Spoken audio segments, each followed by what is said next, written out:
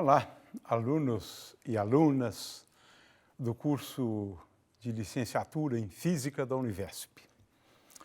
Ao longo desta semana, vamos falar do conceito central da dinâmica newtoniana. A mecânica faz uso de conceitos cinemáticos, posição, velocidade, aceleração, e de um conceito dinâmico, que é o conceito de força. Isto mesmo, ao longo de 4 aulas, falaremos sobre as forças. Falaremos um pouco sobre as interações e, a propósito desse tema, forças, vamos também introduzir a lei de Newton da ação e da reação. Gostaríamos de, inicialmente, abordar forças à distância. Essas forças são bastante comuns, muitas vezes não nos damos conta disso. Agora, primeiramente, o que é uma força? Estamos aqui muito familiarizados com esse conceito. Ao chutarmos uma bola, ao empurrarmos um objeto, ao experimentarmos a força-peso que nos compele em direção ao centro da Terra. O fato é que Newton, que eu saiba, foi o primeiro a definir com clareza, né, o que é uma força. Uma força impressa, agora de acordo com Newton, é uma ação exercida sobre um corpo a fim de mudar o seu estado, tanto o estado de repouso ou de se mover uniformemente para diante numa linha reta. Assim definia Newton o conceito de força. Se aplica ainda, claro, até hoje. Mas vamos falar primeiramente de unidades de força. A gente sempre faz uso do Sistema Internacional de Medidas. No Sistema Internacional de Medidas, a unidade de medida se chama Newton, claro, quem mais? Né? Essa unidade, na realidade, especifica que essa força é a força agindo sobre um objeto de 1 quilograma e imprime a esse objeto uma aceleração de 1 metro por segundo ao quadrado. De forma que onde tem um S aqui é S ao quadrado, 1 segundo ao quadrado. A unidade, então, de força que nós vamos utilizar sempre é o Newton. Forças podem ser medidas por comparação, né? Mas, de qualquer maneira, um instrumento que a gente usa, vez por outra, é o dinamômetro, para medir forças de acordo com essa figura que temos aqui à esquerda. Lembrando que forças são grandezas vetoriais. O resultado da aplicação de uma força depende da intensidade dela, depende da direção da força e do sentido da força. Ou, por outra, depende das componentes. Vamos usar mais isso na dinâmica, né? A representação dita analítica. A força, então, tem componentes Fx, Fy e Fy e Fz, e escrevemos, então, a força utilizando esses versores da base IJK assim. Né? É claro que se eu utilizar, como vamos fazer no caso do movimento circular, as coordenadas polares, a força é escrita em termos desses versores E-ρ, ou E índice ρ, e E índice φ. As componentes são F, ρ e F, φ. Agora, nós vamos falar de forças porque isso é importantíssimo. Por quê? Precisamos identificar as forças de acordo com essa figura. Nós vamos explicar isso melhor, né? Mas veja, cada corpo está sujeito à ação de várias forças. O corpo B, 2 forças, né? E o corpo A, nesse caso, 4 forças. Então, é fundamental saber identificar as forças. Por isso é que vamos estudar esse tópico ao longo desta semana inteira, né? Para as forças que nós vamos abordar a seguir, né, vale o seguinte resultado. As forças à distância que vamos abordar, a gravitacional e a força elétrica, são forças ditas conservativas. A física divide as forças em duas grandes categorias. Forças conservativas, como aquelas que vamos apresentar em seguida, e forças dissipativas. Classificamos as forças assim, depois vamos entender melhor esses conceitos, né? Mas, de qualquer maneira, para as forças conservativas, vale o seguinte resultado. Aliás, pode ser entendido até mesmo como uma definição de força conservativa. O problema é, olhando ou tendo em mãos a expressão da força, saber se ela é ou não uma força conservativa. Agora, as forças conservativas, elas derivam de uma função de 3, às vezes 4 variáveis, né? E essa função tem o nome de energia potencial. Então, uma força é dita conservativa se a componente x da força puder ser escrita como menos, o sinal menos, a gente pode explicar depois quando a gente abordar esse tema, energia, né? Mas também é por razões históricas. Menos a derivada de u com respeito a x. Essa derivada, como está aqui, tem o nome de derivada parcial. Não deve meter medo em ninguém, porque essa derivada é uma instrução para você derivar só com respeito a x, esquecendo y e z. Fy igual a menos du dy. Aqui você deriva só com respeito a y, ele esquece x e z. Finalmente, Fz igual a menos du. U é a mesma função.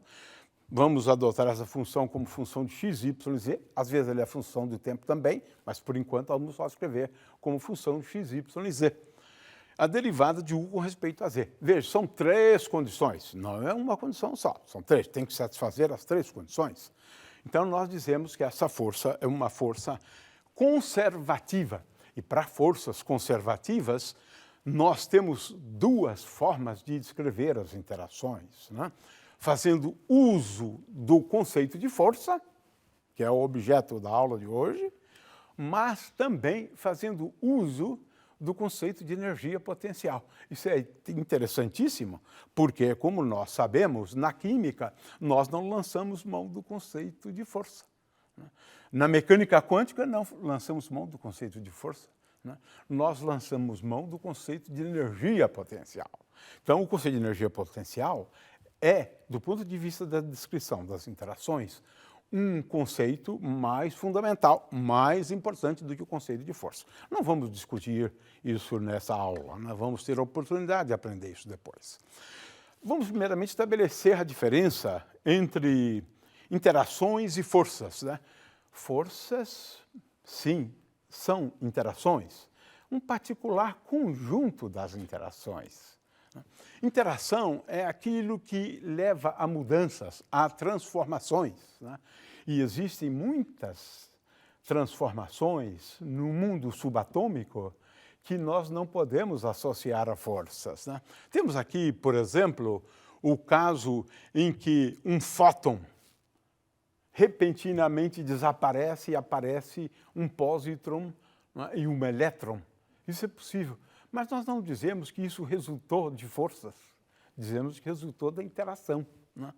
Ou, numa situação oposta, né, nós temos um pósitron e um elétron que se aniquilam produzindo um fóton. É um outro exemplo, né?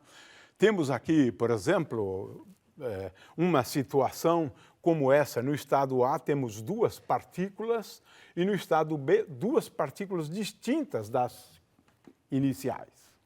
Também nós dizemos que aqui houve uma interação, e essa interação não é descrita por meio do conceito de força. O conceito de interação é mais geral do que o conceito de força.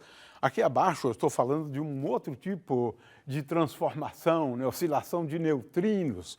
Um neutrino passa de um tipo para o outro à medida que eles viajam.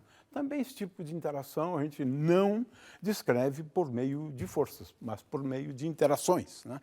Muito bem, o que é então uma força? Uma força está associada a uma transformação de estado clássico. Um estado clássico de uma partícula é caracterizada pela posição da partícula e o momento da partícula, ou a velocidade da partícula, né? De forma que uma transformação induzida por forças são transformações desse tipo, onde a posição da partícula muda e o momento da partícula também muda. Se o momento da partícula não mudar, nós não dizemos que essa transformação esteja associada a uma força, porque pode a partícula se mover, né, não mudando o momento, né, mudando a posição, sim, né, na ausência de forças. E aqui tem o caso de um sistema de partículas. O fato é que forças estão associadas à mudança do estado de movimento de uma partícula ou de N partículas, né? Nós temos 4 interações fundamentais. As interações fortes, responsáveis pela aglutinação de prótons e nêutrons no interior do núcleo, formando o núcleo, também agiram no início do universo na criação dos próprios prótons e nêutrons. Essas forças ou essas interações, porque às vezes a gente até muda, né? Chamando uma coisa pela outra. Mas essas interações foram muito importantes no início do universo. Hoje em dia, são poucos os fenômenos associados às interações fortes. As interações fracas são interações desse tipo, né? O decaimento beta. Aqui nós temos um nêutron dando lugar a um próton e produzindo outras 2 partículas, o elétron e o neutrino do elétron. Veja, é uma transformação induzida pela interação fraca. E a gente não usa aqui o conceito de força. Agora, na descrição das outras 2 interações, aí sim nós fazemos uso de força. Estamos falando agora de forças à distância. Veja, aqui tem o Sol e os planetas estão muito longe do Sol. Mas o Sol interage por meio de forças, né, com os planetas. Eles estão longe. É disso que nós estamos falando. Forças à distância, longe umas das outras. E ainda assim, os objetos estão interagindo entre si, né, por meio de forças agora. Agora, no caso das interações ou as forças à distância, nós fazemos uso do conceito de campo. E é fundamental que se entenda isso. Porque o conceito de campo, ele implementa o conceito de ação à distância, né? Einstein valorizava muito esse conceito, dizia que não existe espaço sem campo, né? E tem toda uma teoria de campos para descrever as interações gravitacionais e eletromagnéticas, sim, as eletromagnéticas, onde a gente lança do conceito de campo. E, finalmente, a teoria última das interações, né, que é a teoria quântica de campos.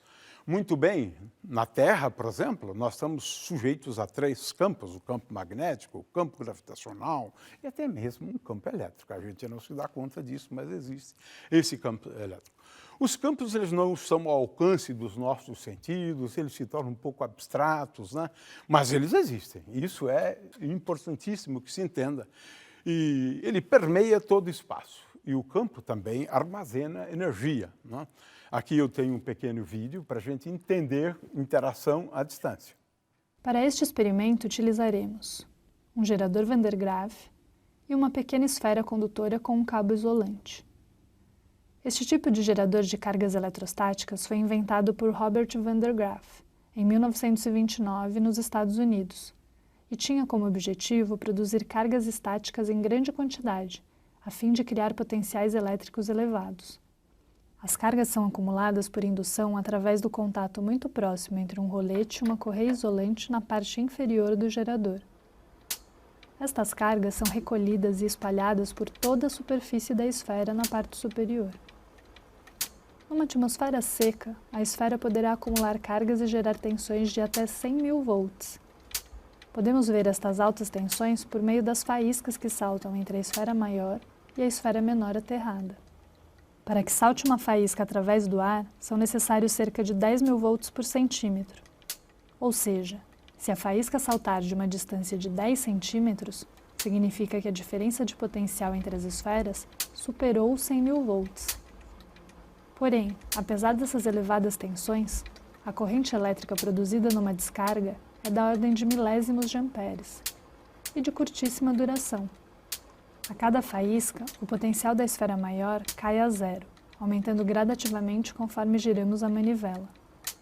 Por causa das baixas correntes produzidas, este gerador não serve nem para acender uma lâmpada incandescente. Porém, ele foi largamente utilizado em experimentos científicos, como um gerador de altas tensões que serviam para acelerar partículas carregadas para desintegrar átomos ou para acelerar elétrons para gerar raio-x. Vamos falar da primeira interação à distância. A gente pode descrever a interação gravitacional por meio de forças também, né? Também. Mas a primeira interação, então, é a interação gravitacional. É aquela que ocorre quando nós estamos falando da interação entre objetos dotados de um atributo conhecido como massa. A interação gravitacional é a interação entre objetos dotados de massa. E aqui nós temos 3 formas de descrever as interações gravitacionais, por incrível que pareça. 3. Primeira, o conceito de força e campo gravitacional, que é o usual, que é o que a gente faz, né? Inclusive no ensino médio. Potencial e energia potencial gravitacional, uma outra forma, né? E, finalmente, o conceito de métrica. Isso já é dentro do contexto da teoria da gravitação de Einstein, mas podemos utilizar essas 3 formas de descrever as interações gravitacionais, por meio de forças de potencial ou da métrica, né? Muito bem, nós dizemos que uma partícula, quando ela está sujeita a um campo gravitacional, esse é o primeiro conceito. Campo gravitacional. O campo gravitacional é gerado pelas demais partículas dotadas de massa. De forma que a força sobre uma partícula de massa m é igual a m vezes g.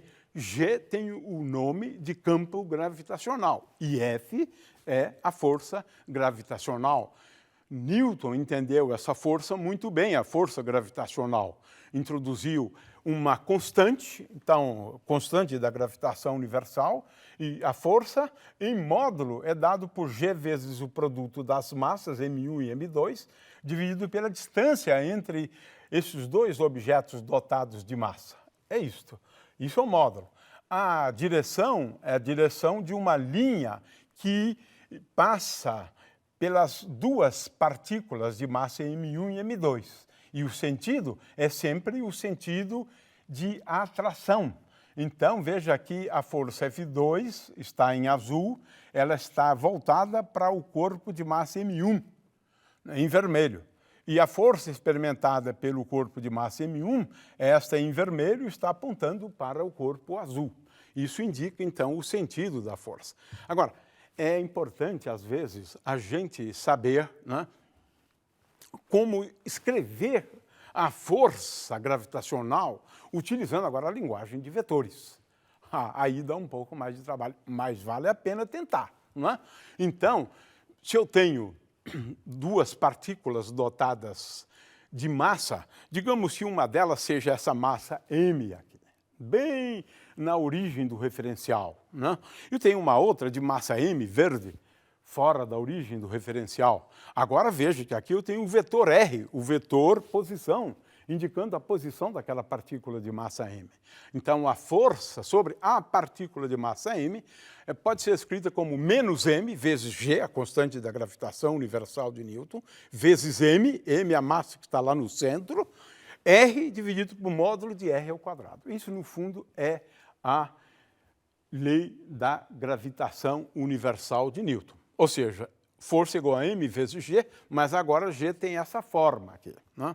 Vamos agora ao caso em que a gente considere o referencial não preso à partícula de massa m grande, né? Vamos lá, a massa m grande está naquele ponto em preto lá, a de m pequeno, minúsculo está num outro ponto, e agora introduzimos o raio vetor posição, R' da partícula de massa m e R o vetor posição da partícula de massa m. Agora, a expressão, né, para força, lembrando que R menos R' é este vetor cinza que eu acabei de indicar aqui, então a força agora tem essa expressão aqui, menos m vezes g vezes m grande, m minúsculo, m maiúsculo, R menos R', módulo de R menos R' ao cubo. Veja que R' é o vetor posição da partícula de massa m maiúsculo e R é o vetor posição da partícula de massa m. Então é bom que a gente aprenda a escrever, né, a força em termos de grandezas vetoriais. Está tudo contido aqui. Módulo, podem verificar, né, módulo, a direção, veja, a direção aqui é a direção de R e R'. E tem agora este sinal menos indicando a atração, porque eu determinei aqui a força sobre a partícula de massa m minúscula, verde ali naquela figura, né? Muito bem. Se nós tivermos várias partículas, continua valendo aquelas expressões, mas agora a gente tem uma soma. Eu determino, por exemplo, o campo gravitacional, né, associado a uma partícula, né? Aliás, o campo gravitacional num ponto P, aí eu tenho a expressão, né, do campo gravitacional, usando uma linguagem de vetores. Abaixo eu tenho uma expressão para o potencial, a energia potencial é igual ao potencial vezes a massa da partícula que estiver naquele ponto P. Muito bem, então a força é igual a m vezes g, quando eu tenho várias partículas, né, e a energia potencial U é igual a m vezes v. V é o potencial gravitacional, G é o campo gravitacional, né? São conceitos distintos. É claro que o campo gravitacional, é derivado, como eu disse antes, do potencial gravitacional. A força-peso, que é aquela que estamos sempre habituados, né, com ela é dada por m vezes g. G é a aceleração da gravidade na superfície terrestre e que nós adotamos como sendo constante. Na verdade, é essa a ideia, né? G é constante porque, na verdade, o campo gravitacional para pequenas distâncias acima da superfície terrestre varia muito pouco. Então, a gente toma essa expressão, né? P igual, ou a gente usa a expressão P igual a m vezes G. G é a massa da Terra dividido pelo raio da Terra ao quadrado vezes G. Em São Paulo, G é aproximadamente igual a 9,8 metros por segundo ao quadrado. Muito bem, vamos agora a outra força, né? É a força elétrica. A força elétrica acontece entre objetos dotados de carga elétrica, desse atributo denominado carga elétrica. Uma partícula num determinado ponto do espaço, se naquele ponto do espaço existir um campo elétrico, esta partícula dotada de carga Q minúsculo, ela experimenta uma força. Essa força é dada pelo produto da carga elétrica vezes o campo elétrico que existe naquele ponto onde está a partícula. Veja que nós estamos falando sempre de partículas ou pontos materiais, né? O fato é que é assim que a gente define a força elétrica, né?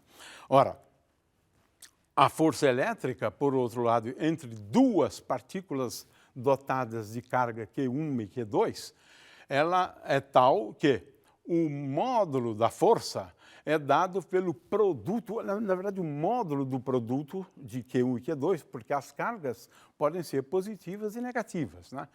E aqui tem uma constante chamada de 1 sobre 4πε0, usando agora o Sistema Internacional de Medidas, cujo valor está aqui, 9 vezes 10 a 9, Newton vezes metro por coulomb ao quadrado, né? É o valor dessa constante.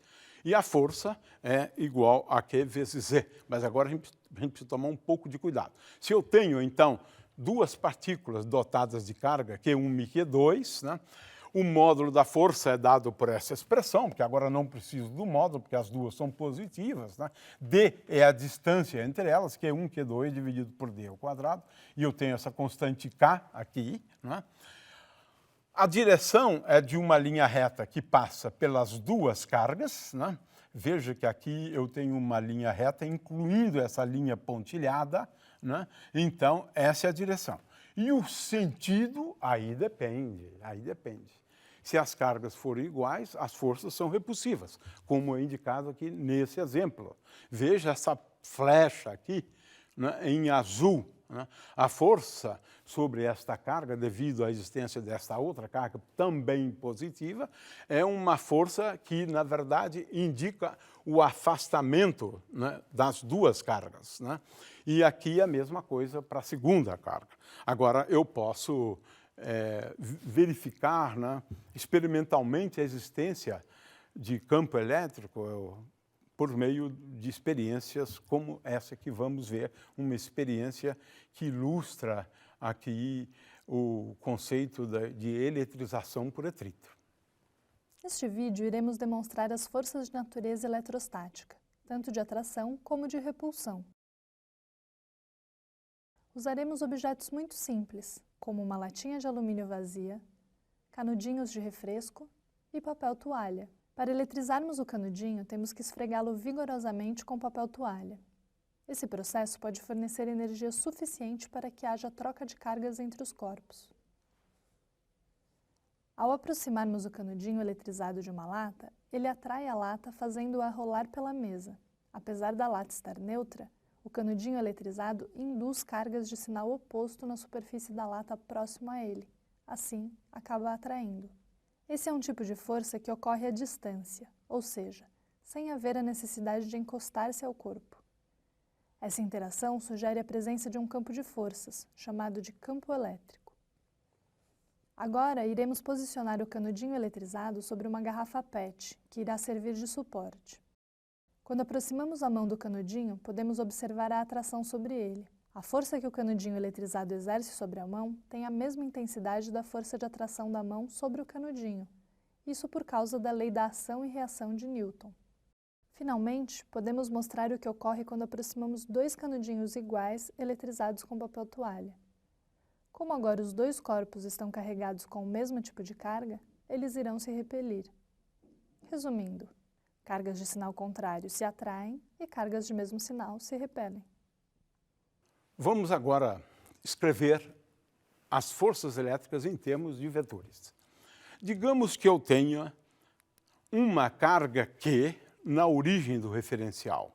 E agora eu tenho uma carga Q em verde, né, longe dessa carga Q maiúsculo. Ora, eu escrevo a força agora, leva em conta o modo, direção e sentido. Quando eu trabalho com vetores, eu resolvo todos os problemas de uma vez só. Né? Então, é igual a que a força, então, experimentada por esta partícula de carga Q minúsculo, veja, estou calculando a força sobre esta. Né? Depois a gente descobre como é que a gente calcula a força sobre aquela primeira, a Q maiúsculo. Né? Então, é claro que aqui eu levo em conta o conceito de vetor posição. O vetor R agora é o vetor posição do ponto P, que é o ponto no qual se encontra esta partícula de carga Q minúsculo. Então, a força sobre ela pode ser escrita como Q vezes Q sobre 4πε0 R sobre R ao cubo. Né? E de forma que aqui eu tenho uma expressão que me dá os dois casos, né? Forças atrativas, né? E forças repulsivas. Né? É claro que sempre força igual a Q vezes E. Se eu mudar a situação, não colocar a carga Q maiúscula na origem, mas num ponto do espaço, cujo vetor de posição é R', e eu queira calcular a força sobre uma partícula que está num ponto P, né? E que tem carga Q minúsculo, em verde ali, cujo vetor posição é R, então agora a expressão vetorial é essa. Trabalhar com vetores é interessante do ponto de vista de manipulação, achar componentes, né, das forças, mas também toda a informação está aí, modo, direção e sentido. Muito bem, o vetor R menos R' é este vetor aqui em cinza, né? De forma que essa é a expressão, né, para lei de Coulomb, mas a gente já queria adiantar uma coisa. A gente tanto pode calcular a força sobre essa partícula, quanto a força sobre aquela partícula, utilizando a mesma expressão, e agora o que vamos falar depois, né, a lei da ação e da reação. No caso de muitas cargas elétricas, eu escrevo esta expressão, né? É claro que aqui eu estou calculando a força sobre uma partícula de carga que está aqui em vermelho, cujo vetor posição é R, devido à existência de, aqui no caso, 5 partículas dotadas de cargas. As posições são R1, R2, R3, R4, R5. Mas é uma soma. A vantagem é que você agora soma vetores, né? Finalmente, forças magnéticas. A gente lida pouco com forças magnéticas, são forças um pouco mais complicadas, e a base para a expressão dessa força é a famosa expressão, né, F é igual a Q vezes V vetor B, conhecido como força de Lorentz, né? O que significa isso? Se eu tenho uma partícula de carga Q aqui minúsculo, a partícula é dotada de uma carga Q minúscula, e naquela região existe um campo B, um campo magnético, né? B aqui é o campo magnético existente. É claro que eu estou calculando esse campo magnético na posição onde se encontra a partícula.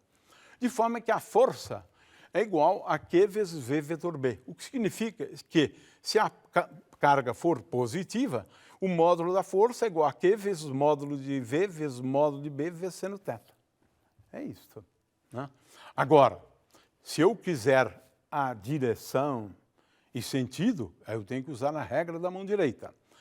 Veja que os vetores V e B estão num plano.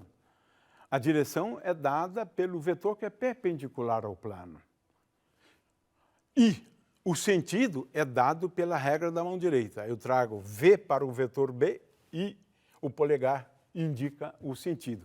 É claro que se a partícula for dotada de carga negativa, eu inverto. Por quê? Porque aí tenho aqui um sinal menos. Mas, fora isso, não existe realmente nenhuma razão significativa. Portanto, na aula de hoje, abordamos as forças à distância, as forças eletromagnéticas e as forças gravitacionais.